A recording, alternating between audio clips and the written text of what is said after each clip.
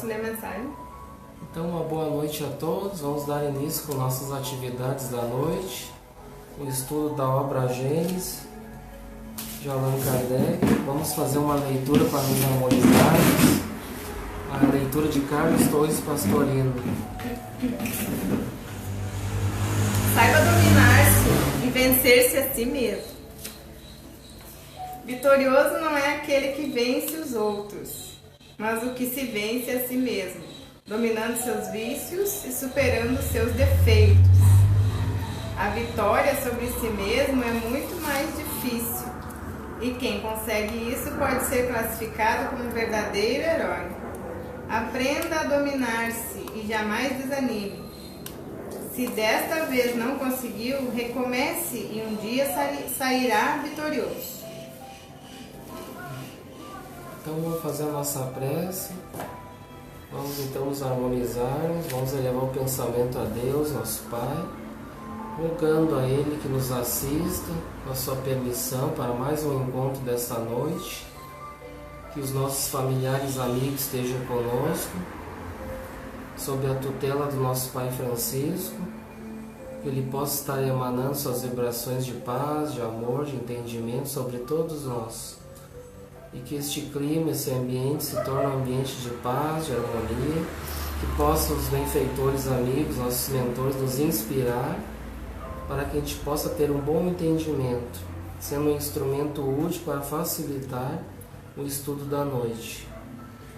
Que possamos ter um ambiente de paz, um ambiente externo, que todos possam também receber as vibrações positivas, aqueles que estão conosco estudando também pelo Facebook.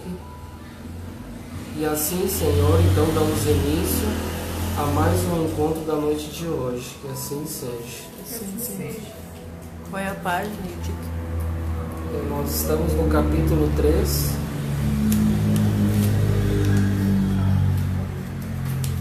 Capítulo 3 da Gênesis, o item 7, o título Bem e o Mal.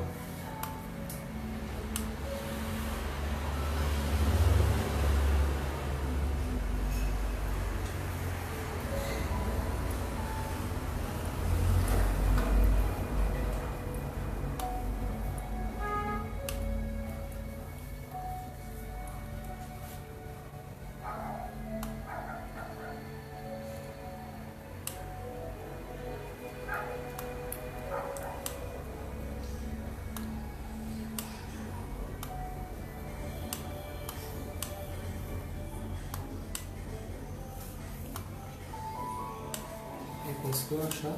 Achou. Tá quase?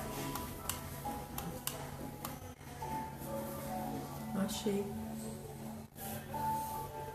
Como é que eu tiro a barra do lado? Sabe como é que eu tiro a barra do lado?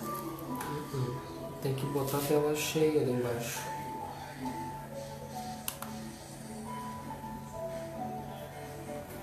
Eu disse que era.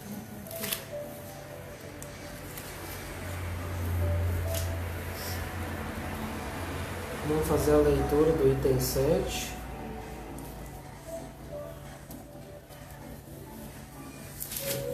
Entretanto, Deus, pleno de bondade, colocou o remédio ao lado do mal, quer dizer, do próprio mal fez sair o bem. Chega um momento em que o excesso do mal, moral, torna-se intolerável e faz com que o homem sinta a necessidade de mudar de vida. Instruído pela experiência, ele é impelido a procurar um remédio no bem, sempre por uma consequência do seu livre-arbítrio. Quando entra num caminho melhor, é por sua vontade e porque reconheceu os inconvenientes do outro caminho. A necessidade, pois, força-o a se melhorar moralmente, para ser mais feliz, do mesmo modo que o força a melhorar as condições materiais da sua existência. Então ele é meio longo. Então aqui diz, né, que quando então a gente chega a esse problema que a gente muitas vezes escolhe através do livre-arbítrio um caminho do mal. Muitas vezes, por causa das dificuldades que a gente vai ter que enfrentar na vida, vai vir, a gente comentou, vai vir a dor, o sofrimento, gerando a infelicidade. Então, como diz aqui, vai nos forçar para que a gente mude de atitude. Porque muitas vezes aquela pessoa que não acredita em Deus, em nada, quando ela está no extremo do sofrimento, muitas vezes aí ela se lembra em Deus, né? Aceita todas as orações que fizerem por ele, tudo, né? Por essa pessoa. E aí, então muitas vezes no último suspiro de vida, ali no momento de sofrimento, de dor, a pessoa ainda pode querer realmente saber, ela vai saber que existe o bem, né? Que existe outro caminho. Porque por mais que ela viveu uma vida inteira de maldade, ela pode ainda no final de sua vida ainda se arrepender, ali querer, né? Saber que errou antes de desencarnar, né? Muitas vezes. E aí então escolher o bem. Claro que ela não vai ficar livre de tudo aquilo que ela plantou. Se ela plantou a maldade, com certeza a lei de justiça, como a gente estava estudando, ela vai entrar em ação a lei de causa e efeito, né? A pessoa vai ter que responder por essas atitudes. E aí então ela vai ter que se reeducar pelo amor, né? E ali continuando, pode-se dizer que o mal é a ausência do bem, como o frio é a ausência do calor. O mal não é um atributo distinto, tanto quanto o frio não é um fluido especial. Um é o negativo do outro. Onde não existe o bem, forçosamente existe o mal. Não praticar o mal já é o começo do bem. Deus só quer o bem. Somente do homem procede o mal. Se houvesse na criação um ser predestinado ao mal, o homem não poderia evitá-lo. Mas tendo o homem a causa do mal nele mesmo, e tendo simultaneamente seu livre-arbítrio, e por guia as leis divinas, ele o evitará sempre que quiser. Então realmente, né?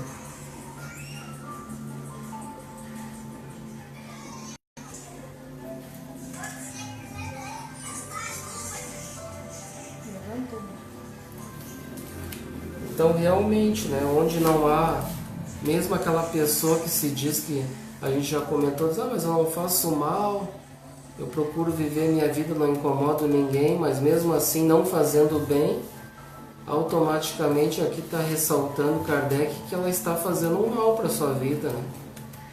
Porque ela está muitas vezes no comodismo, na preguiça moral, né? De não querer fazer os esforços.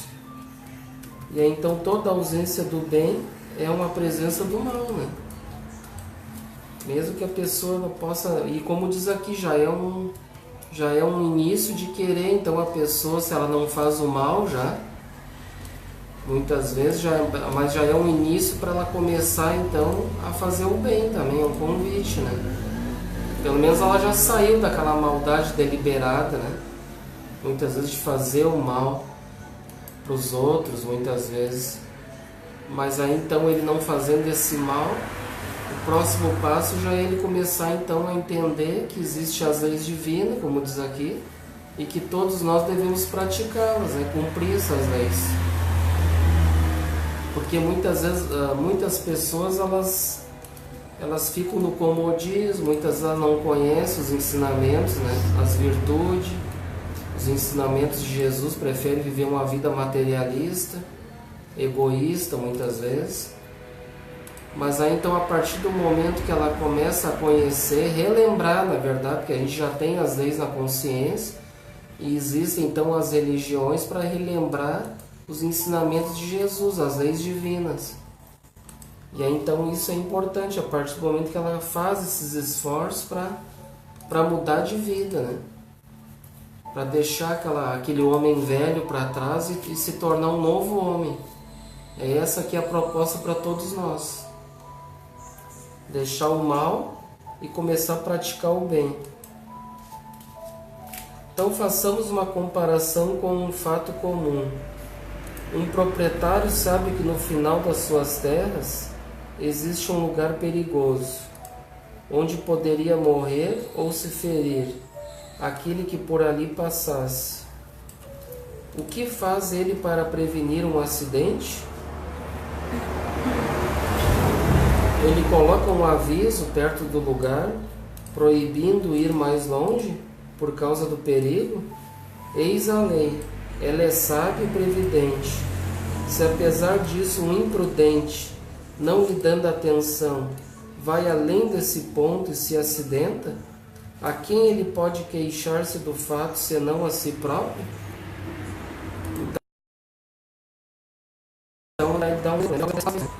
Se tem as leis ali que a gente tem um limite, né, da nossa vida, a gente não pode passar dos limites, tudo tem o seu limite, e aí então a gente, muitas vezes a gente é relembrado, é avisado o que a gente deve fazer, o que não deve fazer, e muitas vezes a pessoa ainda mesmo assim ela quer, né?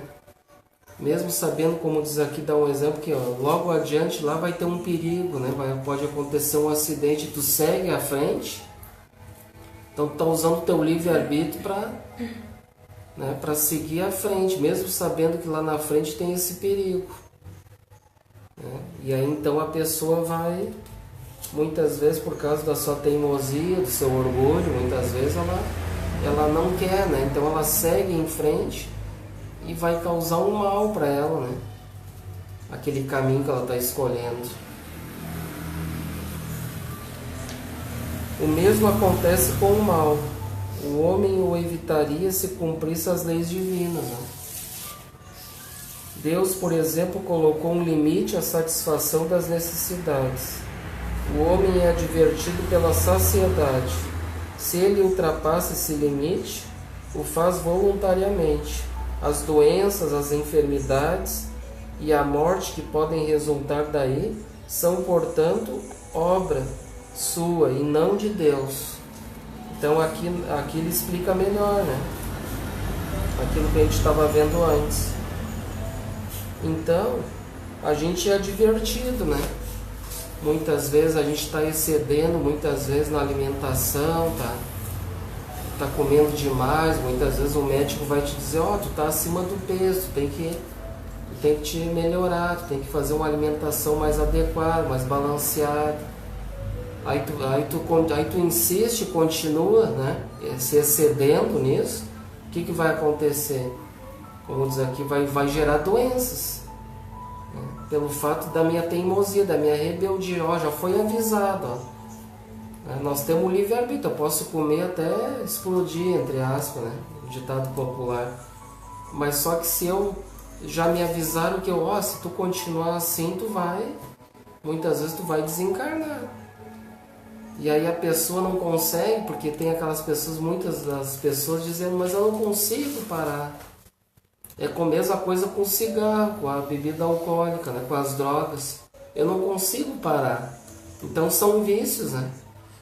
E aí então tudo vai ter consequência, né? Vai gerar doenças. E essa doença muitas vezes pode nos levar à desencarnação, né? Então é muito grave isso aí. Então a gente deve cuidar e nunca ultrapassar os limites. Sempre ali quando já foi avisado, ali, já tá, o teu colesterol já está acima, já está com diabetes, já está com indício de doenças, porque o nosso corpo vai avisar quando está com algum problema. Ele avisa, cuidado aí que dá uma dorzinha aqui, já está avisando, eu tô com dor aqui porque tu passou dos limites, não tá cuidando, alguma coisa tá de errado, né? Então serve de alerta, né? Então agora pode ler o item 8 para nós. Sendo o mal o resultado das imperfeições do homem, e sendo o homem criado por Deus, dirão alguns, se Deus não criou o mal, pelo menos a causa do mal. Se ele tivesse feito o homem perfeito, o mal não existiria. Se o homem fosse criado perfeito, fatalmente seria levado para o bem. Ora, em virtude do seu livre-arbítrio, ele não é levado fatalmente nem para o bem, nem para o mal. Deus quis que ele fosse submetido à lei do progresso, e que esse progresso fosse fruto do seu próprio trabalho, a fim de que dele tenha o mérito, da mesma maneira que a responsabilidade do mal é praticado. A questão, portanto, consiste em saber qual é no homem a origem da propensão para o mal.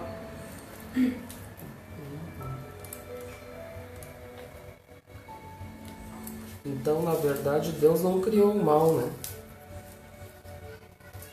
Deus nos criou simples e ignorantes, e aí então a gente vai escolher através do livre-arbítrio nossos caminhos, né? E aí então Deus quis que nós fôssemos submetidos através da lei do progresso. Então aqui está ressaltando a lei do progresso. Porque mesmo se eu escolho o caminho do mal, esse mal muitas vezes eu vou aprender com esse erro, né? Com esse mal, com essa vida de equívocos que eu quis viver.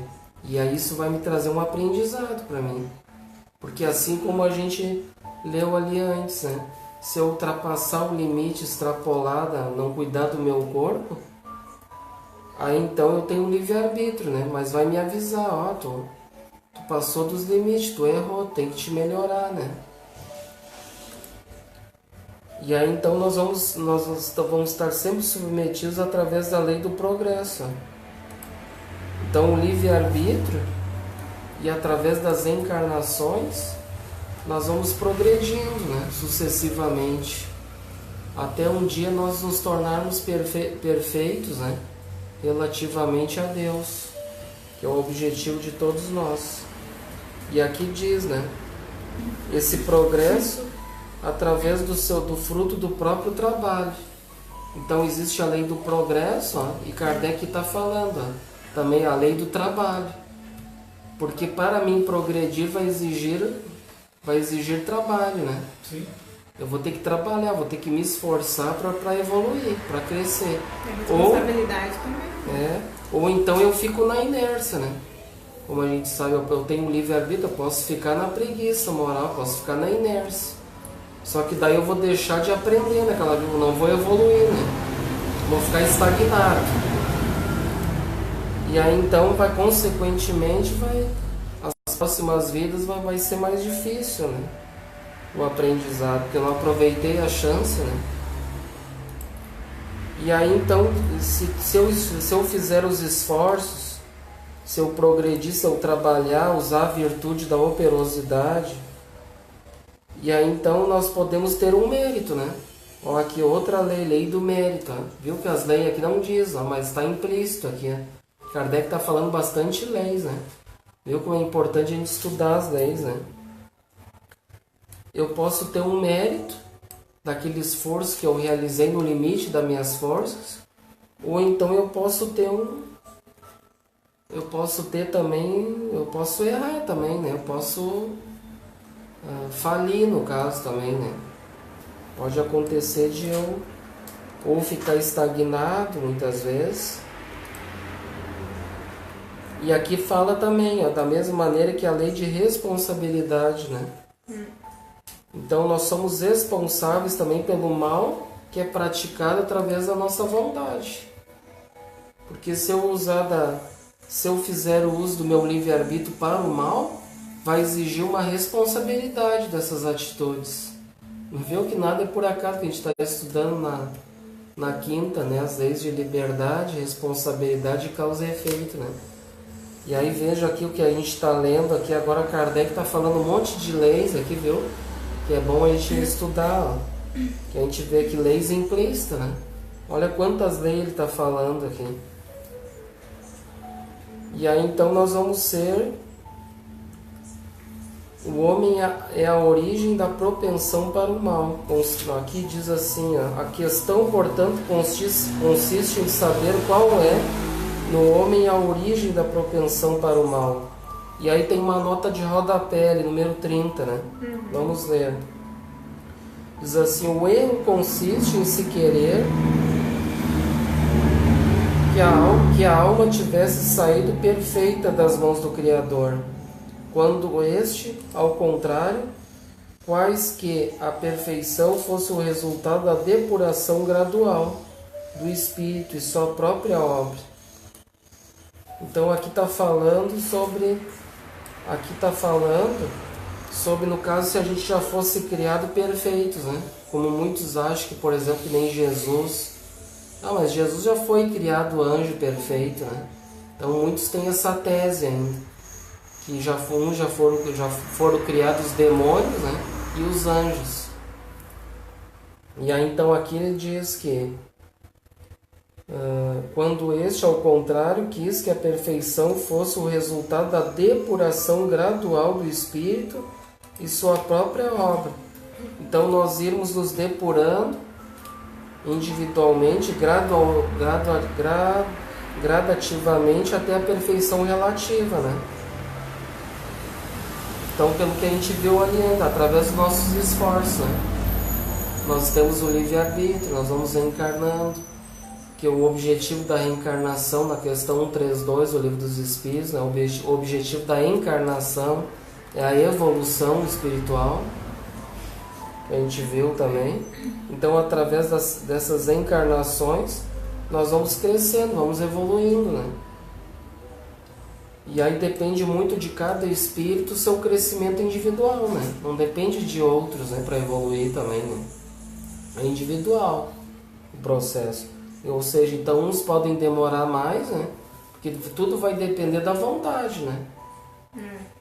Veja que esse estudo até está meio relacionado com o estudo que a gente estudou quinta, né? Que a gente falou bastante sobre a vontade, né? Que tem que exercer a vontade. Então tudo depende dessa virtude, para nós chegarmos mais depressa à meta, né? Deus quis que a alma, em virtude do seu livre-arbítrio, pudesse optar entre o bem e o mal, e chegasse aos seus objetivos finais por uma vida militante e resistindo ao mal. Então a gente agora vive num momento que a gente tem que resistir muito ao mal, né? Porque nós temos tanto o mal externo, o mal, ou seja, o mal material, muitas vezes das pessoas encarnadas, e tem o mal também dos espíritos desencarnados, né? E a gente vive num momento agora totalmente difícil, conturbado, né? Um período de transição que nós estamos na última hora. Então a força das trevas, desse mal, eles querem fazer de tudo para que esse bem caia, né? Então, onde haja por exemplo, que nem aqui é um ponto de luz, eles querem fazer de tudo para derrubar o ponto de luz, né? Então, quem são os postes, né? Que nem o Chico diz lá, né? Os postes que carregam as luzes, né? Somos nós aqui encarnados, né? Então, eles vão lá tentar queimar a lâmpada, lá quebrar a lâmpada, lá eles não vão, né? Na luz, né? A gente viu aqui que o bem repele o mal. Os dois são polos diferentes, né? Eles não conseguem se ligar. Então um repele o outro. Ou seja, então nós somos o poste que vai carregar a luz, né? E aí então quem é que eles vão derrubar, que é mais fácil? Vão derrubar nós, né? Então eles vão usar de todas as forças para derrubar a gente. Se a gente não orar, não vigiar, não cuidar, a gente é um alvo muito fácil para ser derrubado. E aí pode ter consequências graves, né, disso, né? Se a gente, isso tudo depende daí, como diz aqui, nós resistirmos ao mal. O mal em todos os sentidos, né? Em todos os sentidos. E aqui diz assim, ó, se tivesse criado a alma perfeita como ele, e que saindo de suas mãos, ele a tivesse associado à sua beatitude eterna, Deus a teria feito, não a sua imagem, mas semelhante a si próprio, como já o dissemos. Então ele teria criado vários deuses igual a ele, né? Deus. Conhecendo todas as coisas em razão de sua própria essência, e sem haver aprendido nada, movida por um sentimento de orgulho nascido da consciência de seus divinos atributos, ela teria sido arrastada a negar sua origem, a desconhecer o autor da sua existência, em estado de rebelião, de revolta contra o seu Criador. Então aqui essa aqui, tudo que a gente está refletindo agora é a nota de rodapé, né? Daquele item 8. Então essa nota de rodapé de Bonami, juiz de instrução, em A Razão do Espiritismo, no capítulo 6, nota do autor, Allan Kardec. Então foi um texto de um juiz, né, que ele retirou essa nota. Entenderam então aqui? Tá bem claro, né? Então vamos para o item 9.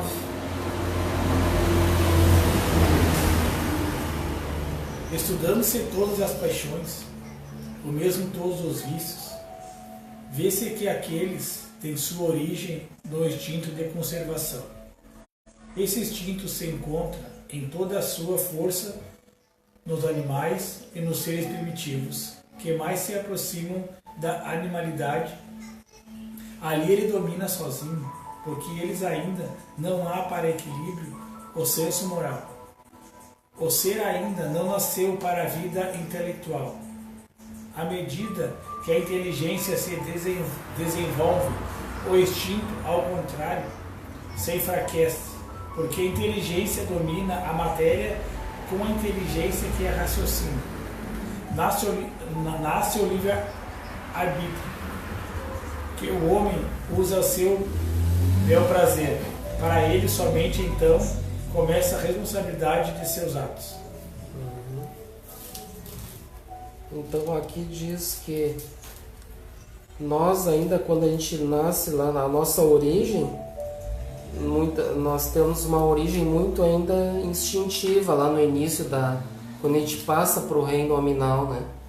Um instinto muito animalizado ainda, né? Então ele está recém ainda começando, né, o seu desenvolvimento para o senso moral. Então ele não tendo esse senso moral, e ainda, ou seja, porque ele não desenvolveu ainda a sua intelectualidade, né? Então ele está mais voltado para os instintos lá no início, e está começando a desenvolver o seu intelecto, né, e o seu senso moral, porque nós aí primeiro desenvolvendo, porque lá no início vai desenvolver primeiro o intelectual, né? Porque ele é um ser muito animalizado, ainda muito primitivo, então ele vai começar a aprender ali, né? É como uma criança, né? Uma criança, como é que uma criança, por exemplo, uma idade que nem dele, de 3 anos, ele não tem como ele ter senso moral ainda. Por quê? Porque ele está desenvolvendo a sua inteligência. O cérebro dele ainda está em desenvolvimento, e ainda por ele não ter um raciocínio lógico ainda, né? Porque uma criancinha pequena muitas vezes fala muitas coisas sem nexo, né? Então, por estar em desenvolvimento, eles não têm como desenvolver o moral ainda, né? Aí então, a partir do momento que ele vai desenvolvendo o intelectual, aí então ele já pode começar a entender o lado moral, né?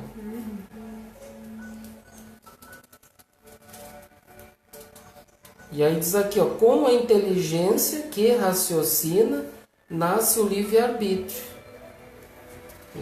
Ou seja, então o livre-arbítrio ele vai nascer a partir do momento que o homem ele se intelectualiza, ele começa a ter raciocínios, e aí então ele já pode fazer suas escolhas, né, por si próprio.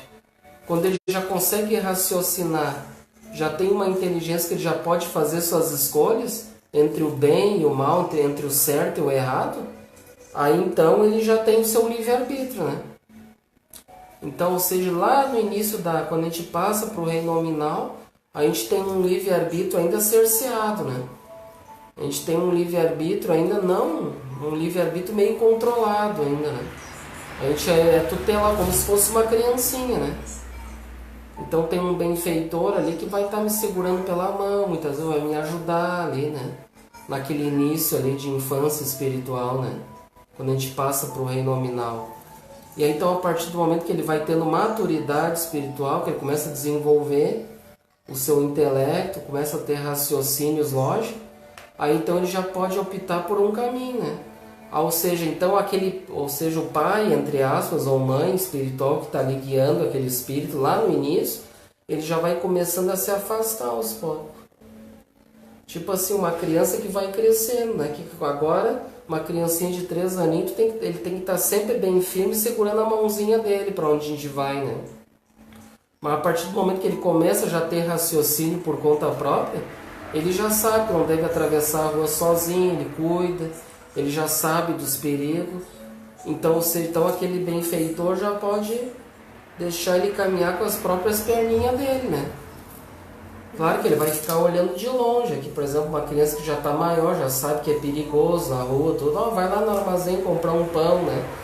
Mesmo assim, o pai ou a mãe vai ficar aqui de olho, de longe, dar uma olhada, né? Mas, ou seja, não precisa mais estar ali tão, né? Segurando aquela mão com tanta firmeza, né? Porque aquele benfeitor, ele já sabe, né? Que ele já sabe se cuidar, né? Sozinho. Entenderam agora? Então vamos para o item 10, né?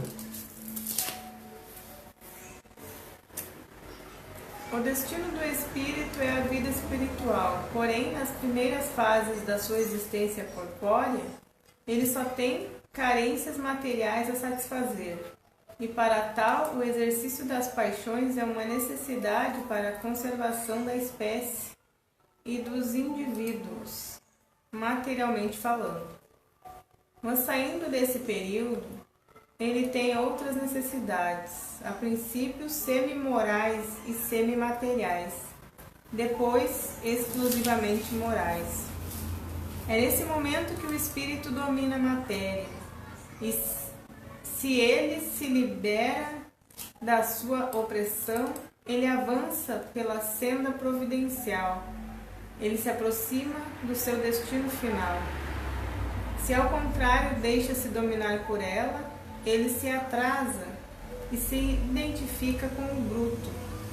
Nessa situação, o que outrora era um bem, porque era uma necessidade da natureza, transforma-se num mal, não só porque não é mais uma necessidade, mas porque se torna prejudicial à espiritualização do ser. O mal é, portanto, relativo, e a responsabilidade é proporcional ao grau de adiantamento. Todas as paixões têm, assim, uma utilidade providencial. Se assim não fosse, Deus teria feito coisas inúteis e nocivas. É o abuso que constitui o mal, e o homem abusa em virtude do seu livre-arbítrio. Mais tarde, esclarecido por seu próprio interesse, escolhe livremente entre o bem e o mal. Então aqui ele explica bem, né? Que o destino de todos nós, como diz lá no início do texto, é a vida espiritual, né? É o destino de todos, não é essas coisas materiais que a gente vive aqui nesse mundo. E aí diz assim, porém nas primeiras fases, lá que a gente estava explicando quando a gente recém adentrou o reino nominal, né? E aqui ele diz, ó, nas primeiras fases, ou seja, quando está lá no início, no reino nominal, está aprendendo da sua existência corpórea, ele só tem carências materiais a satisfazer. Então ali ele vai começar a desenvolver a sua inteligência, né? Porque ele tem instintos naquele primeiro momento de vida. Sobrevivência. Isso, o instinto de sobrevivência, né? De se alimentar, ele vai ter que caçar, ele vai ter que desenvolver, né, utensílios, né, de caça. Ele vai começar então a desenvolver uma inteligência e vai começar a pensar, a raciocinar, né? Como é que eu vou fazer para mim pegar meu alimento? Vai ter que começar a desenvolver sua inteligência. Então ele tem essa necessidade no início somente de buscar coisas materiais. Então lá ele nem sabe sobre essas questões espirituais, né? Ele está ali no início desenvolvendo só sua inteligência, né? Ou seja, então o seu livre-arbítrio também ele está né, tá cerceado, não tem um livre-arbítrio total ainda também, né? Com tudo aquilo que a gente estava explicando antes. E aqui então Kardec está dizendo que a gente vive no início vidas puramente materialistas, né? Então essa origem do materialismo, da onde que vem, né? Vem lá do início, lá que o homem vivia só em função de querer as coisas para ele, né? No instinto de sobrevivência, eu preciso disso, daquilo, então ele vai como se fosse uma questão assim, ou seja, então esse orgulho, muitas vezes, esse egoísmo, muitas vezes ele já nasce daí, né? Porque ele muitas vezes ele quer buscar coisas para ele e fica pensando mais nele e não pensa nos outros, né? Muitas vezes. O Mateus está comentando aqui que no Evangelho é comentado sobre a questão de como lei de causa e efeito age de acordo com a evolução moral e livre-arbítrio. O Evangelho aonde que ele leu? Em qual parte, Mateus, tu leu do Evangelho? Então aqui, ó, vamos ver aqui, o exercício das paixões, ó, das paixões é uma necessidade para a conservação da espécie dos indivíduos, materialmente falando. Ou seja, então essas paixões lá no início é uma necessidade, né? Evolutivo, ele necessita das coisas, né? Ele se apega a bens muitas vezes, porque ele está lá no início, ele está aprendendo, né? Mas ele saindo desse período, ele tem outras necessidades, a princípio semi-morais e semi-materiais, né? Então ele já vai saindo daquela brutalidade, ele já começa a desenvolver sensos morais, né? E já começa, ou seja, já começa então a aprender alguma coisa sobre a moral e já começa a aprender também que a gente não deve viver somente em função das coisas materiais, né? Que a gente deve começar a desapegar das questões materiais. E hoje na doutrina espírita, o que a gente aprende, né? A doutrina traz uma doutrina que a gente deve desapegar das questões materiais, né? E começar a buscar só mais o espiritual. Então o convite já está sendo feito para nós buscar mais as questões espirituais e deixar para segundo plano as materiais. Lá no início a gente tinha como prioridade as questões materiais, né? Em primeiro lugar, porque era uma necessidade. Mas já hoje, conforme a gente já desenvolvendo já o intelecto, né? Que a gente já conseguiu desenvolver o senso moral, a intelectualidade para a gente poder raciocinar as coisas, e já tendo o livre-arbítrio, já conhecendo as leis, como a gente já conhece, então a gente já não tem mais desculpa, né? Então o convite para nós é para nós buscar em primeiro lugar agora sair do materialismo, né? Não viver somente em função do materialismo e começar a buscar mais o espiritual, né? Porque a gente já está aprendendo essas questões, né? Que a doutrina espírita nos ensina. A gente vive ainda aqui nesse planeta em funções materialistas, mas não para virar paixões, né? Como lá no início era paixões. Então agora a gente deve buscar, na verdade, as questões materiais não como paixões, mas como uma necessidade, né? Como uma necessidade, não o abuso dessas necessidades. Entendeu? Porque tudo nos é lícito, né? Tudo é livre para nós. Só que a gente não pode abusar daquilo que nos é emprestado por Deus. Porque na verdade tudo é empréstimo, nada é nosso aqui. Tudo é empréstimo de Deus para nós poder evoluir aqui. Ou seja, então nós devemos viver em função das coisas materiais como uma necessidade para nós. E não como um abuso, uma paixão, um apego, entendeu? As questões materiais.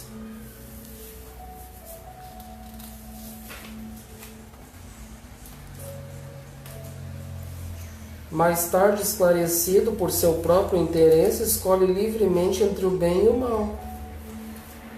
Né? Ou seja, então ele se esclarecendo, ele já conhecendo já a origem do mal. O que é o mal, né? Que na verdade o mal é a ignorância do não conhecer, do não saber as leis, né?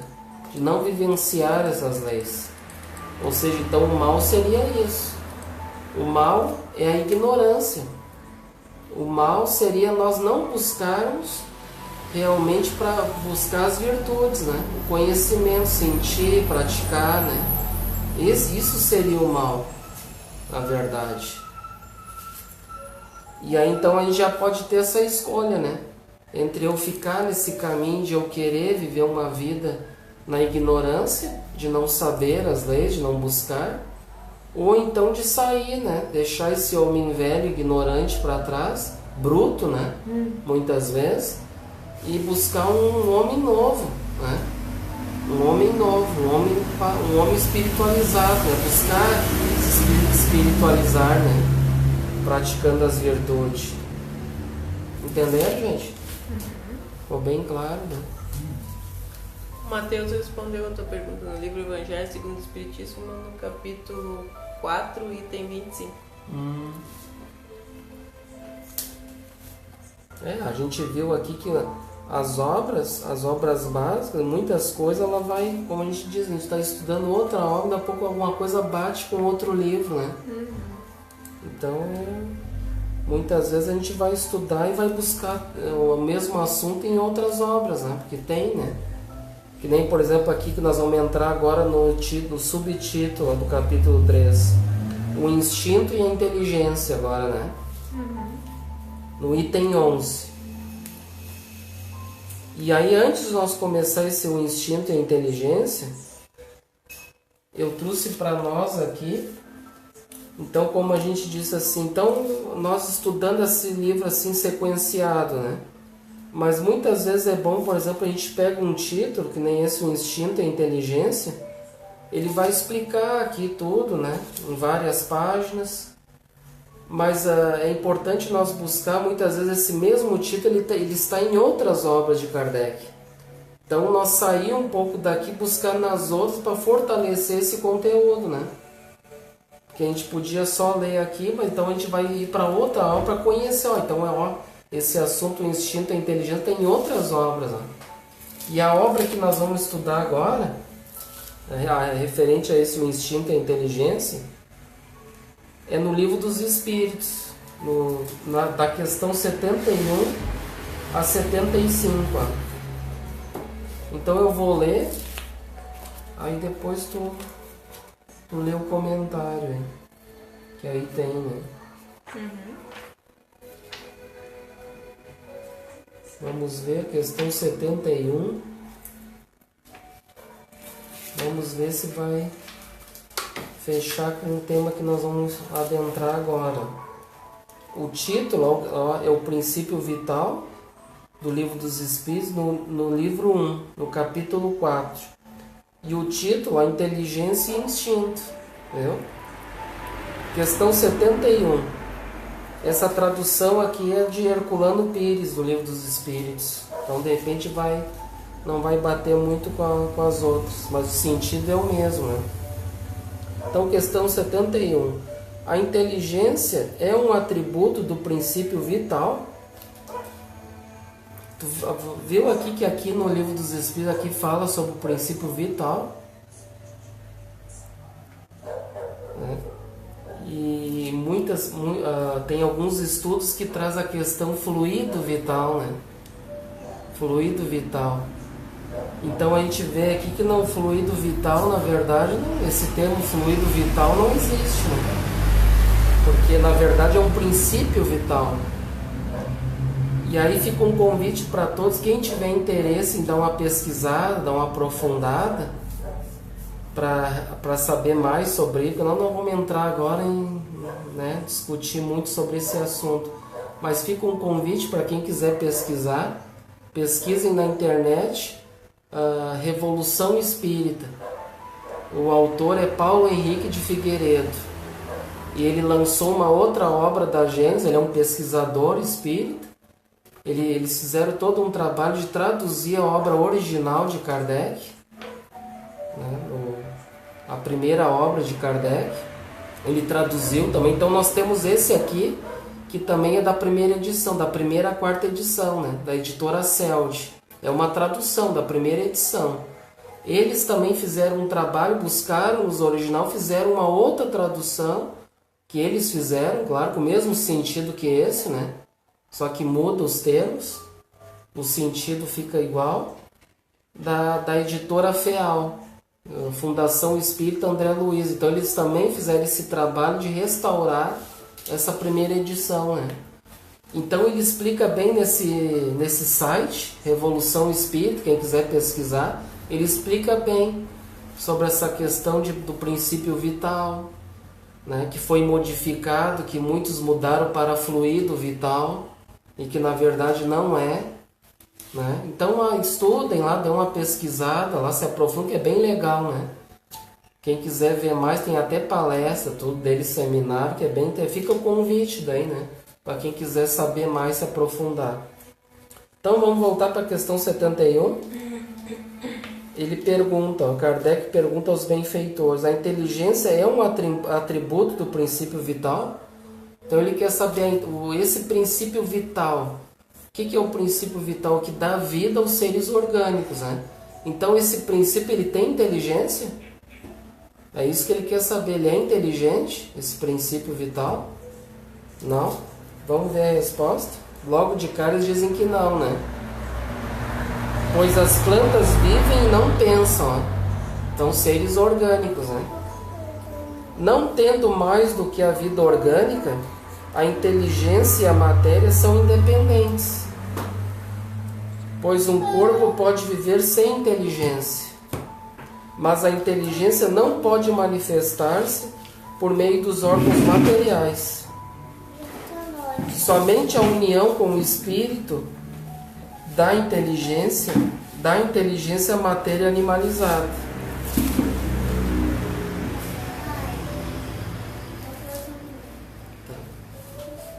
Entenderam? Então aqui diz assim, ó, que esse princípio vital, ele não é o princípio inteligente, né? Então ele anima os seres orgânicos, os corpos, né? Dá vida aos corpos orgânicos. Ou seja, pode ter vida, mas não quer dizer que tenha vida. Uma planta tem vida orgânica, mas ela não tem inteligência, né? Então isso é que nós devemos saber sobre esse princípio vital.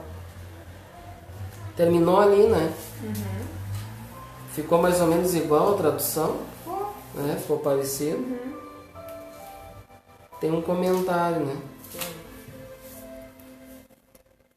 A inteligência é atributo de Deus, que é a consciência cósmica do universo, dando a cada ser um quantum de inteligência necessário ao seu desenvolvimento. E as plantas e os animais vivem, mas não possuem o poder do pensamento e nem a escolha do livre-arbítrio. Eles têm somente a vida animal, né? E aqui diz, Herculano Pires diz assim, aqui tem uma explicação dele. A inteligência é uma faculdade especial, própria de certas classes de seres orgânicos, aos quais dá, com o pensamento, a vontade de agir, a consciência de sua existência e de sua individualidade, assim como os meios de estabelecer relações com o mundo exterior e de prover as suas necessidades. Então ele já é um ser, né? Um ser pensante, um ser racional, né? Que pode desenvolver, ter conhecimentos, né? Podemos fazer a seguinte distinção. Primeiro, os seres inanimados, formados somente de matéria, sem vitalidade nem inteligência, são os corpos brutos. Então, o que a gente pode dar exemplo como seres inanimados? O que a gente pode dar como exemplo desses seres brutos, sem inteligência, sem vitalidade? Por exemplo, pedra, né? Pedra, que é mais uma planta morta, um corpo também morto. Tudo tem um ser bruto, né? Ou seja, ele não tem esse princípio vital e não tem a inteligência. O segundo, os seres animados não pensantes, formados de matéria e dotados de vitalidade, mas desprovidos de inteligência. Quais seriam esses? plantas? As plantas, né? São os exemplos, né? Terceiro, os seres animados pensantes, formados de matéria, dotados de vitalidade e tendo ainda um princípio inteligente que lhes dá a faculdade de pensar. Que aí então somos, né? Somos nós, né? Nossa. Foi bem explicadinho, né? Ó, tá bem mastigadinho, bem bacana essa tradução do Herculano Pires aqui, que ele explica bem também. Então vamos para a questão 72. Kardec pergunta aos benfeitores: qual é a fonte da inteligência? Aí eles dizem a resposta: já dissemos, a inteligência universal. Viu só? Então, ou seja, a fonte, da onde que vem a inteligência? Né? Da onde que vem essa inteligência? Do universo. Né? Vem de alguma fonte do universo. E que a gente sabe que Deus é a causa primária de todas as coisas. Né? A inteligência suprema e que criou, né, esses princípios inteligentes que somos nós. Né?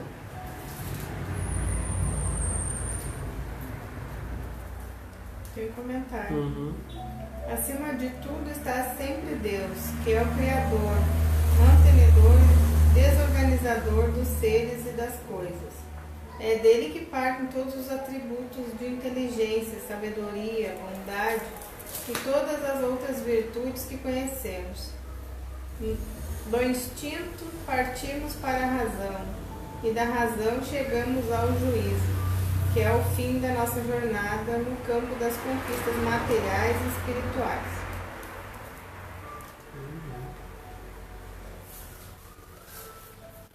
Então vamos para 73 do Livro dos Espíritos. O Kardec pergunta: o instinto é independente da inteligência? Ou seja, então esse instinto, né, que a gente começa lá no início, que a gente explicou antes, começa com instinto somente, né? Ele é independente da inteligência? Sim, se a gente começava sem inteligência, só com instinto. Aí eles dizem assim, ó, precisamente não, porque é uma espécie de inteligência. Olha só. O instinto é uma espécie de inteligência. O instinto é uma inteligência não racional. É por ele que todos os seres provêm as suas necessidades. Então, como a gente estava comentando lá no início, quando a gente adentra no reino nominal, ele começa a desenvolver, ele tem só instintos, né? Instinto de sobrevivência, né? De se alimentar, de sobreviver, de se proteger. E aí então ele começa a desenvolver sua inteligência e começa a pensar, né? De meios práticos para viver naquele meio, né? Ele começa a analisar o que tem na sua volta, o que ele pode desenvolver e começa então a facilitar o processo para a sua vida, né? Ele vai se utilizar daquilo que tem ali, vai usar, por exemplo, vai fazer pontas de lança, vai pegar de árvore, vai ela começar a desenvolver a caça, né? Vai começar a aprimorar a sua caça, então a inteligência vai desenvolvendo. Então, como diz aqui, esse instinto, por que ele é independente, né? O instinto é independente da inteligência, não precisamente, como diz aqui, né? Porque ele também é uma espécie de inteligência. Porque mesmo quando a gente é um ser instintivo lá no início, a gente vai precisar de uma inteligência para começar a desenvolver esses trabalhos, né? Para se proteger, vai começar a fazer, né, casas, habitações, abrigos para se proteger da chuva, né? Tudo, vai começar a desenvolver instrumento para caça, como a gente disse. Né? E aí então ele é um tipo de inteligência, né? Mas a diferença é que ele é uma inteligência não racional, né? Essa é a diferença. Que nem um cachorro. Não tão que nem um cachorro, né? Porque o cachorro, por exemplo, ele já não consegue desenvolver uma ponta de lança, né? Não, mas ele vive por só exemplo, do instinto, no caso. Só do instinto. E aqui então, lá no início, quando a gente adentra no reino nominal, a gente tem o instinto, mas já começa a desenvolver a inteligência, né? Sim. Já começa a desenvolver inteligência para, como eu disse, para se proteger, para caçar, para se alimentar. Ou seja, mas é que é uma inteligência que não é racional ainda. Né? Por que não é racional? Porque ele é um ser muito bruto ainda, né? Muito ignorante. Que ele pode, inclusive, para se proteger, muitas vezes ele vai matar outros seres que nem ele. Né? Ou muitas vezes, talvez ele vai se alimentar até da própria raça, muitas vezes ele pode. Porque ele tem um instinto que ele tem que sobreviver, né? Se ele não encontra alimento, por que existem os canibais, né? O canibalismo, e não tem até hoje, né? Tem ilhas aí que ainda tem canibalismo ainda. Né? E aí então são seres ainda que eles são seres inteligentes, mas não são racionais ainda. Veja, a gente já está no mundo de expiações e provas, passando para regeneração, mas tem seres ainda primitivos aqui vivendo no nosso planeta ainda. Basta ir lá para aqueles países da África, lá, aquelas regiões, né, que a gente vai ver que tem bastante ainda essas tribos, né, tudo. Então essa diferença é que ele não possui essa inteligência racional. É por ele que todos os seres provêm as suas necessidades. Viu? Então, questão 74 agora. O Kardec pergunta. Tu leu o comentário desse 73? Não. Não? O instinto de conservação é um determinismo divino que nasce com o ser, seja ele vegetal, animal ou humano, e serve para alertá-lo de que precisa preservar sua indumentária física. E no mais das vezes é mais eficiente do que a própria inteligência, que aliada ao livre-arbítrio muitas vezes erra, enquanto o instinto é sempre seguro. Porque... E muitos de nós, a gente tem muito instinto ainda, né, de sobrevivência também, né? Aí muitos de nós tem medo da morte, teme a morte ainda, né? Mesmo nós espíritos, a gente já sabe que a morte não existe, que morre o corpo. Até o próprio Chico ficou com medo da morte lá no avião, né? Se desesperou e o Emmanuel disse, pelo menos morra com dignidade, né? Ele disse para ele. Então vejo que a gente ainda vai demorar, né, para a gente perder, né, esses instintos que muitos de nós ainda têm, né? E o instinto muitas vezes faz parte da nossa vida, nos protege, né? Muitas vezes a gente tem um instinto que sabe que algum lugar é perigoso, eu já não vou ir por lá, né? Que eu já tenho um instinto, já sei muitas vezes que lá é meio perigoso, então eu não vou, né? Então a gente tem essa questão da conservação, como diz ali, eu não quero me prejudicar, né? Me machucar, né? Me acidentar. E muito menos morrer, né? Ninguém quer morrer ainda, né? Mas a notícia triste que todos nós temos é que todos nós vamos morrer. A única coisa que é certa. Essa é a notícia que todos nós devemos saber, né? Que todos nós vamos morrer. E morrer o corpo, né? Que o espírito continua. Então vamos para 74. Então o Kardec pergunta aqui, pode-se assinalar um limite entre o instinto e a inteligência? Ou seja, precisar onde acaba um e onde começa o outro? Vamos de novo. Ó. Então podemos assimilar um limite, ó, entre esse instinto e a inteligência, ou seja, precisar onde acaba um e onde começa o outro. Como é que nós vamos distinguir entre um e o outro, né? Como é que nós vamos saber o limite onde termina um e começa o outro, né? Entre o instinto e a inteligência? Aí eles respondem: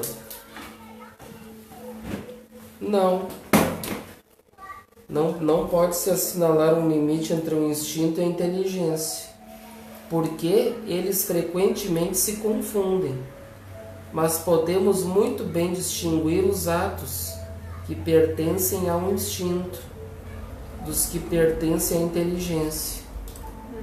Viu? Então a gente não pode, né? que eles se confundem muitas vezes esse instinto que a gente tem, a inteligência. Mas podemos distinguir através das nossas atitudes, né? Muitas vezes quando a gente comentou que está num perigo iminente, né? Eu quero me proteger a todo pano, né? Então eu preciso também usar da minha inteligência para mim poder muitas vezes escapar de algum perigo, raciocinar, pensar, o que eu faço, né? Então entra o instinto e muitas vezes vai entrar a inteligência, né? Que eu vou precisar pensar muitas vezes. Tem alguém me perseguindo, alguém me caçando, alguém, né? Eu vou querer fugir, eu vou me esconder, eu preciso pensar o que eu faço, né? Vou fazer o que, qual é a atitude que eu vou tomar, né?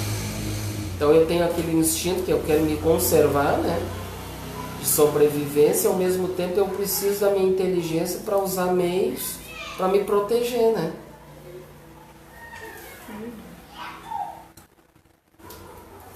Comentário?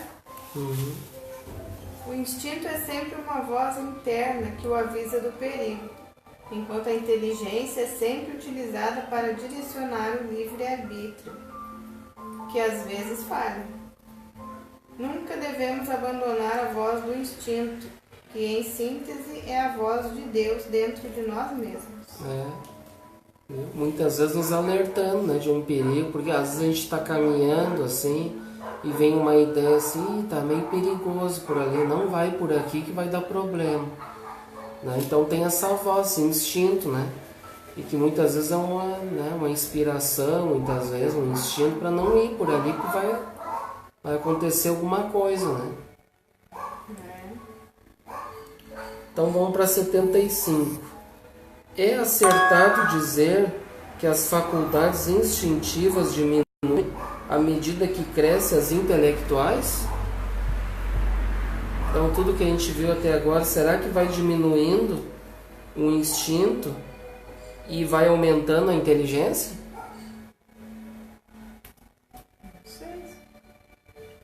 Porque o espírito vai aprendendo, vai evoluindo, né?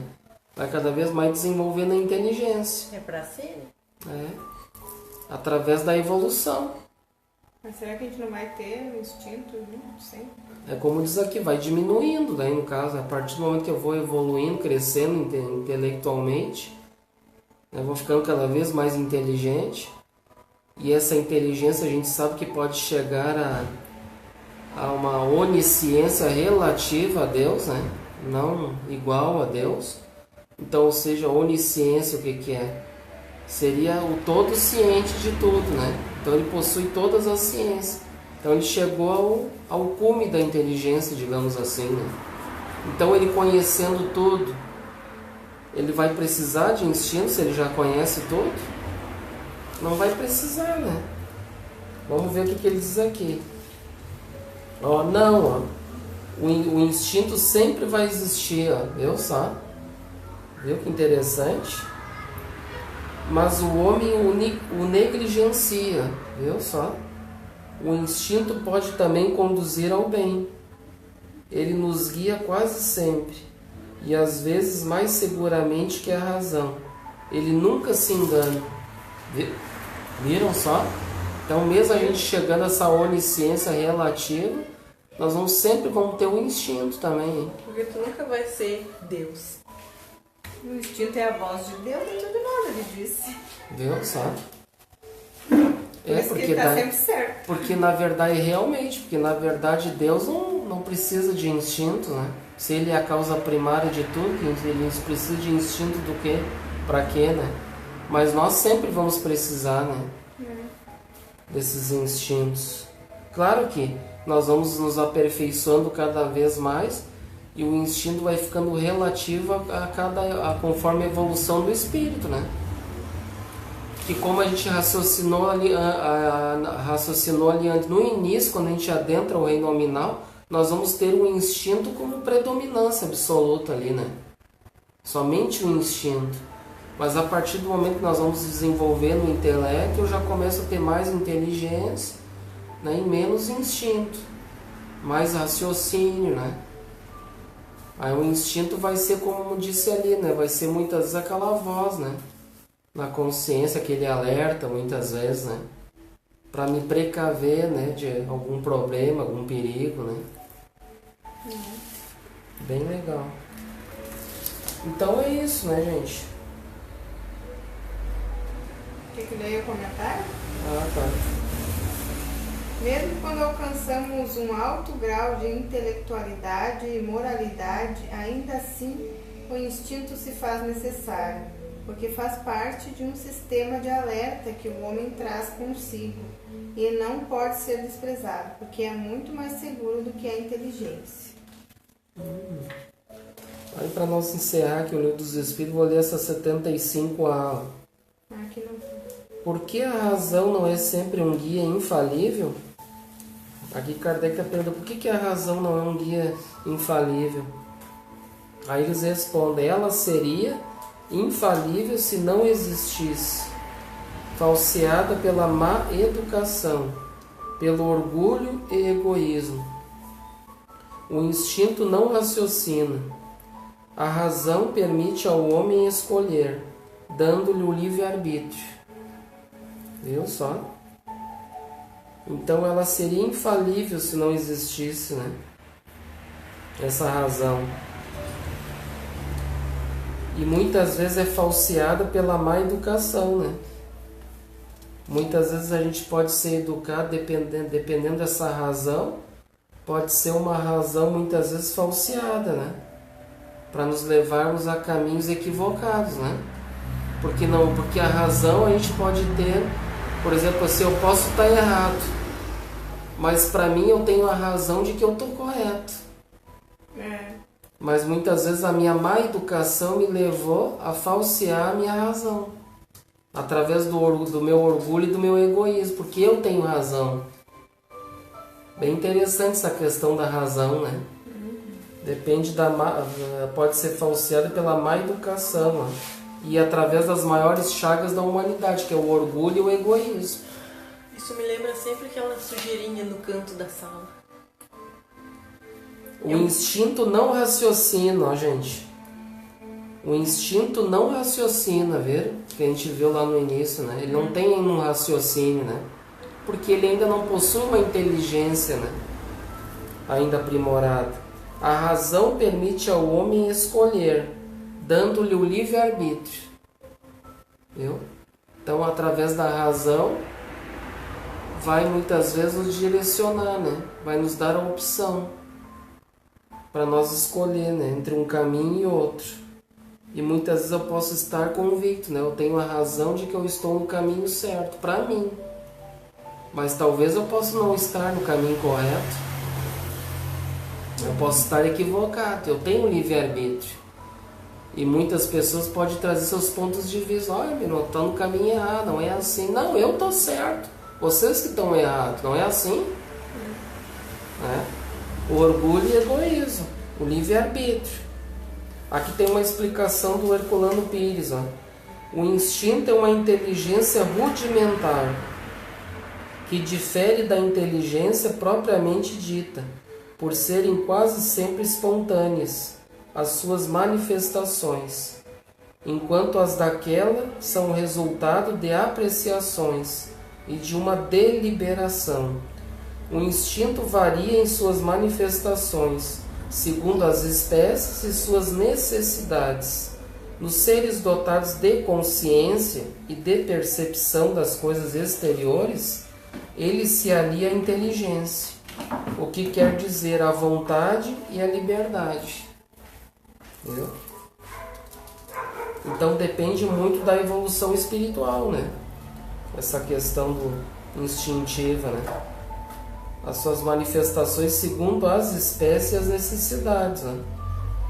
Então aquilo, ou seja, então a partir do momento que a gente já começa no início instintos, né? A gente começa a desenvolver o nosso intelectual e começa a ter raciocínios. Então eu já começo a saber, eu começo a discernir, né? Entra a virtude do discernimento. Ó, eu já tenho uma inteligência, eu já sei o que é certo e o que é errado. Então eu já tenho uma consciência, né? Então a partir daí eu já tenho uma consciência. Então as leis que estão na nossa consciência já começam trabalhar a nossa vida, já começa a nos avisar, né? O aguilhão, né? Sim. Já vai começar a dizer, se eu escolher o caminho errado, mas que eu já sei que aquele caminho vai me levar muitas vezes a um equívoco, um problema grave, o aguilhão vai me avisar, ó, tu vai te dar mal, né? Tu que sabe, né? Geralmente a gente não confia no aguilhão, né? Eu sei. Aí a questão da razão, né? Porque aí entra da razão, porque eu sou orgulhoso e egoísta. Então a minha razão, não, pra mim eu vou por aqui porque eu quero, entendeu? Mesmo sabendo que vai se dar mal. Ninguém manda em mim. Né? Tem um livre-arbítrio, então esse orgulho, esse egoísmo, e aí então assumindo essa razão, escolhendo esse caminho, né? Ele vai acabar tendo um problema grave, muita vai levar um tombo, né? Mas com certeza ele vai aprender com isso, né? Às vezes não. Com certeza ele vai ter um aprendizado. Fica naquilo ali, tem um aprendizado, cai, mas tá ali, ó. Não, mas eu deu certo, tem que ir por aqui, eu sei. Mas um dia aprende. Mas aí o que vai acontecer? Demora. Sabe por que ele vai aprender com isso? Porque se ele insistir, vai levar ele à dor. E aí ele vai insistir, vai levar ao sofrimento. Vai insistir, vai levar à infelicidade. Ou seja, então ele vai aprender com isso. Porque vai levar ao extremo, né? Do sofrimento. Aí então esse caminho equivocado que ele escolheu, por causa do seu orgulho, do seu egoísmo, fez com que ele... Então tá, gente. Então foi bem legal, né? A gente entrou aqui, aprendeu bastante aqui sobre si. A gente saiu um pouco da Gênesis, mas tá dentro do título, né? Do estudo de agora, o instinto e a inteligência. Agora nós vamos voltar para a Gênesis, né? Então, o instinto e a inteligência, item 11. Boleta. Que diferença existe entre o instinto e a inteligência? É uma pergunta, né? Onde termina um e onde começa o outro? O instinto é uma inteligência rudimentar ou uma faculdade distinta? Ou um atributo exclusivo da matéria? Viu por que foi bom? Agora a gente estudou o Livro dos Espíritos, né? Agora aqui Kardec faz um aprofundamento, né? Ele traz as suas ideias aqui na Gênesis. Lá foi a resposta dos benfeitores. Ele perguntava, os benfeitores respondiam, né? Aqui agora ele faz esses questionamentos, né? Então, que diferença existe entre o instinto e a inteligência? Aí estudou no Livro dos Espíritos, né? Vai facilitar para nós. Onde termina um e onde começa o outro? O instinto é uma inteligência rudimentar ou é uma faculdade distinta? Um atributo exclusivo da matéria? Vamos ver agora o que ele diz. O instinto é a força oculta que incita os seres orgânicos a atos espontâneos e involuntários, tendo em vista a sua conservação. Nos atos mais instintivos não há nem reflexão, nem intenção, nem premeditação. É assim que a planta busca o ar, se volta para a luz e dirige suas raízes para a água e para a terra nutriente. Que a flor se abre e se fecha alternadamente, conforme necessário. Que as plantas trepadeiras se enroscam em torno do apoio ou se prendem com as suas gavinhas.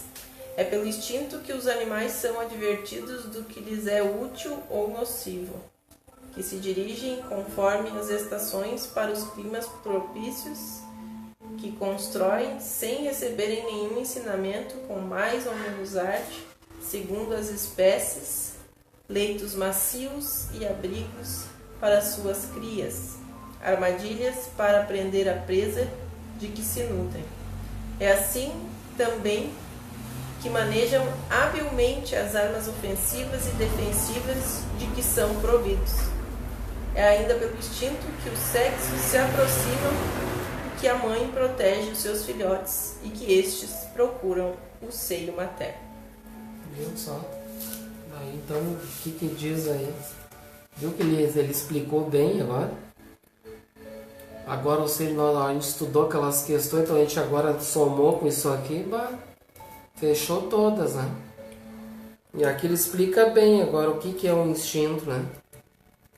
E aí então ele diz que é essa força oculta que incita os seres orgânicos a atos espontâneos e involuntários. Então ali ele fala sobre as plantas, né? Que a planta busca a luz, né? Solar, né? Fala um monte de coisa aqui. Fala também que é assim também que maneja habilmente as armas ofensivas e ofensivas de que são providos. Então, ou seja, o instinto é nos atos instintivos não há nem reflexão, nem intenção, nem premeditações. É assim que a planta busca o ar, né? Se volta para a luz e dirige suas raízes para a água. Daí ele explica ali, né? Pelo instinto que os animais são advertidos do que lhes é útil ou nocivo, que se dirigem conforme as estações, para os climas propícios. Bem interessante. Ali tá, continua, né, o texto. No homem, o instinto domina exclusivamente no começo da vida. É por instinto que a criança faz os seus primeiros movimentos, que agarra o seu alimento, que grita para exprimir as suas necessidades, que imita o som da voz, que tenta falar e andar. No próprio adulto, certos atos são instintivos, como os movimentos espontâneos para evitar um risco, para fugir de um perigo, para manter o equilíbrio, ou ainda piscar das pálpebras para regular o brilho da luz, ou abrir automático a boca para respirar, e etc. Tá com falta de ar, pegar essa boca. Então viram por que a gente sempre vai ter um instinto? Realmente agora faz sentido, né? A gente sempre vai ter esses movimentos aí, né, do corpo, né? Porque a gente sabe que mesmo a gente sendo relativamente perfeito, né? Como Deus, relativamente, nós vamos chegar lá, mas mesmo assim nós vamos ter um corpo, né? Vai ter um corpo mais rarefeito, né? Como a gente sabe que Cristo tem, né? Através da sua evolução, mas mesmo assim vai ter, né? Um corpo, né? Então sempre vai ter esses atos, conforme o lugar que ele vai viver, né? Ele vai ter algum movimento, alguma atitude, né? Então bem interessante. Então agora vamos pro 12, né? A inteligência se revela por atos voluntários, refletidos, premeditados e calculados, segundo a oportunidade das circunstâncias. É incontestavelmente um atributo exclusivo da alma. Viu? Aqui já diz a inteligência se revela por atos voluntários, né? E o outro era involuntário, né? Então aqui a inteligência são atos refletidos, premeditados e calculados, né? Por isso que às vezes a gente calcula errado, né? Isso. É incontestavelmente um atributo exclusivo da alma, a inteligência, viu? Então, qual é que é o atributo do espírito? Lembra que a gente estudou na inteligência? Pode continuar. Todo ato maquinal é instintivo. Aquele que denota reflexão e intenção é inteligente. Um é livre, o outro não é. O instinto é um guia seguro, que não se engana jamais. A inteligência, só porque é livre, está por vezes sujeita ao erro. Se o ato instintivo não tem o caráter do ato inteligente, ele revela, não obstante, uma causa inteligente, essencialmente previdente. Se admitirmos que o instinto procede da matéria, é preciso admitir que a matéria é inteligente. Por certo, mais inteligente e previdente do que a alma, uma vez que o instinto não se engana, mas a inteligência sim. Então mostra que a inteligência, a nossa inteligência pode se enganar, né? Em determinadas circunstâncias. mas o instinto não se engana, viu? Então essa é a diferença entre um e o outro, né? Se considerarmos o instinto uma inteligência rudimentar, como explicar que em certos casos ele seja superior à inteligência que raciocina? Uma pergunta, né?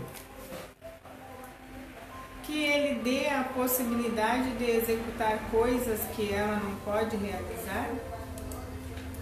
Se ele é atributo de um princípio espiritual especial, que venha a ser esse princípio? Visto que o instinto desaparece, esse princípio seria então destruído? Se os animais são dotados apenas de instinto, seu destino é sem solução? Seus sofrimentos não têm nenhuma compensação? O que estaria em desacordo com a justiça e com a bondade de Deus? Então aqui ele está falando, né? Se a gente considerar o instinto como se fosse uma inteligência, como explicar então que em certos casos ela seja superior à inteligência que raciocina?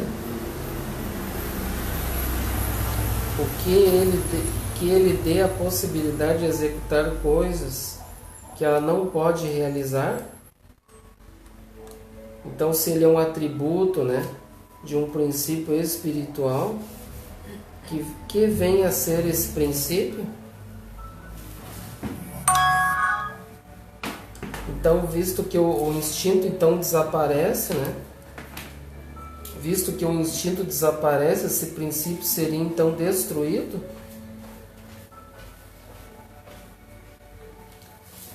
Se os animais são dotados apenas de instinto, seu destino é sem solução, seus sofrimentos não têm nenhuma compensação, o que estaria em desacordo com a justiça e com a bondade de Deus?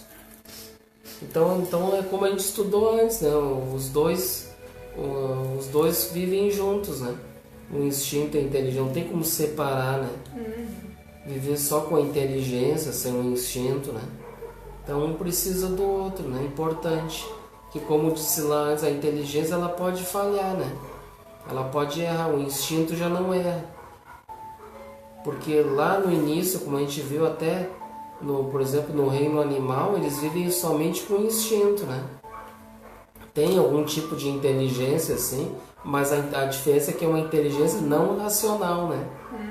Eles não têm um raciocínio, né? Que nem a gente já tem. Eles não raciocinam, mas eles usam da sua inteligência, como a gente disse, para sobreviver, né? Para se alimentar, para se proteger. Né? Por que ele ataca? Né? Porque ele tem medo, ele precisa se proteger. Né? Ele não sabe quem é, né? Então ele ataca para sobreviver, né? Então ele já tem esse instinto, né, dele. Ele já sabe distinguir muitos tipos de alimento, né? Por exemplo, tu vai dar uma porcaria aí para ele, será um veneno, uma coisa, e muitas vezes ele já sabe que aquilo ali não é uma comida, é uma porcaria aquilo ali, né? Ele já sabe, não é se ele fosse, por exemplo, se ele não tivesse um instinto, só a inteligência, ele poderia comer tudo que viesse pela frente também, né? Se ele tivesse uma inteligência não raciocinada, né? Não é? E muitas vezes a nossa inteligência falha também, né? Porque muitas vezes o nosso instinto diz que a gente deve comer menos, mas daí a gente quer comer um boi pelas pernas, daí a gente não está raciocinando nesse momento também, né? E o nosso instinto diz, ó, tu tá ficando doente, tá ficando com problema, né? É um instinto de conservação, né? Porque a gente precisa se alimentar. Mas como a gente estudou também antes, o abuso disso é que vai nos gerar problemas, né? Vai gerar diversidades, dificuldades. Então tudo está aqui, como diz aqui, né? O que estaria em desacordo com a justiça e com a bondade de Deus? Né? Então, graças à justiça, né? E à bondade soberana divina e às leis, tudo tem o seu porquê, né? A gente necessita ainda viver com esse instinto, com essa inteligência. E aí então a gente vai desenvolvendo nosso raciocínio, né? Vai começando a buscar a moral, como diz ali, né? Então começa a deixar mais as coisas material, já começa a ver que tem coisas mais importantes, né? Que a gente deve viver, que o nosso destino é a vida espiritual, não é essa vida aqui que a gente vive aqui, que essa vida aqui é uma vida transitória, uma vida bem rápida que a gente passa aqui. A gente pode achar que é demorado tudo, porque a gente está no corpo, né? Mas saindo do corpo que se arrasta no solo, a gente vive uma vida livre, né? Leve, solto. A gente não tem mais noção do tempo, aqui é tudo tão pesado, né? Então a gente vai desenvolvendo através das encarnações, vai evoluindo, vai crescendo, vai desenvolvendo cada vez mais a inteligência e buscando cada vez mais a moral, né? Se espiritualizar, né? Que é isso que Deus quer de nós, né? Crescer, evoluir para a gente chegar à felicidade, né? A felicidade plena, né? Esse que é o objetivo de todos nós. Então tudo são etapas na vida, assim como uma criança que a gente estava dizendo, né? Uma criancinha tem as suas etapas, no início é totalmente tutelado pelos seus pais, né? Assim como o espírito lá, quando adentra o reino nominal, ele é totalmente tutelado ali também por um benfeitor que vai cuidar dele, né? E aí então tudo vai acontecendo aos poucos, né? Sim. Vai se desenvolvendo como uma criancinha, né? Então vamos parar aqui no item 13, né? Então o horário nos convida, são 21 horas. Vamos então dar continuidade na próxima terça-feira no item 13. E já avisando, antes que eu me esqueça, na quinta-feira nós não vamos ter um estudo reflexivo, tá? Porque a gente teve uma opção de a gente vai, como é semana espírita, aí na quinta, em vez de nós fazer um estudo aqui, nós vamos para ver uma palestra. Então já para avisar a todos, né, se alguém quiser vir, alguém vai querer acompanhar, que nós não vamos realizar o estudo, né? Daí fica o convite para quem quiser acompanhar a Semana Espírita, também entra em contato, né? Para ver se a gente consegue uma carona, vamos junto, né? A gente se combina aí, tá? Então tá, gente. Vamos encerrar então o nosso estudo da noite. Então agradecendo a presença de todos, né? Pelas participações, ao Mateus, a todos que participaram, sintam-se todos abraçados. E vamos então agora fazer a nossa prece.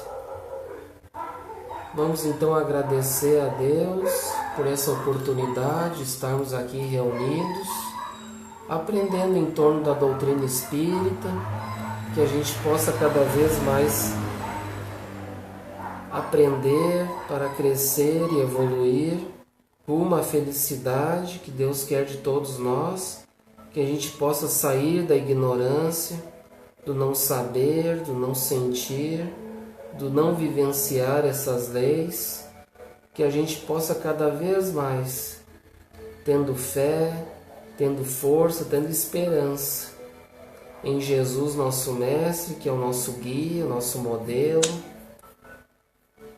que Ele quer o bem de todos nós, e ao nosso Pai espiritual, que é o nosso Pai Francisco, que rege toda essa família, que possa abençoar a todos, nos dando muita luz e paz e nos guiando sempre para o melhor, sempre para o bom caminho. Obrigada por tudo e damos então por encerrado as nossas atividades doutrinárias desta noite. Que assim seja. Tenham todos uma boa noite. Até o próximo encontro.